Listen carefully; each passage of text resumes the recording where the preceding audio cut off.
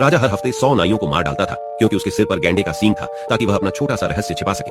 हर बार बाल कटवाने के बाद राजा नाई को पैसे लाने के लिए बक्से में जाने के लिए मनाता था और फिर जब वह नहीं देख रहा होता था तो वह उसे मार देता था। लेकिन क्योंकि राजा के बाल बहुत तेजी से बढ़ते थे इसीलिए वह हर दिन नाई को पकड़ने के लिए अपने सैनिकों को भेजता था। लेकिन आज सैनिकों ने राज्य के आखिरी नाई को पकड़ लिया। महिला चिंतित थी क्योंकि उसका बेटा भी एक प्रशिक्षु था, लेकिन युवक अभी भी अपने भाग्य से सुरक्षित नहीं था। राजा ने फिर से नाई को बुलाया। घर के अंदर माँ अपने बेटे के लिए बिस्कुट तैयार कर रही थी। वह चाहती थी कि उसका बेटा घर से बाहर जाए। अचानक सैनिक अंदर आ गए। वे लड़के को राजा के बाल काटने के लिए ले जाना चाहते थे। इससे माँ बहुत दुखी हो गई। उसके पास अपने बेटे को स्कोन देने के अलावा कोई विकल्प नहीं था।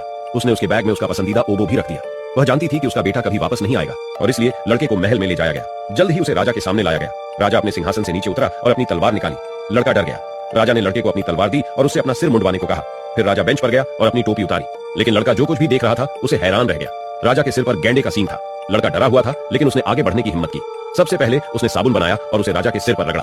फिर उसने अपनी तलवार को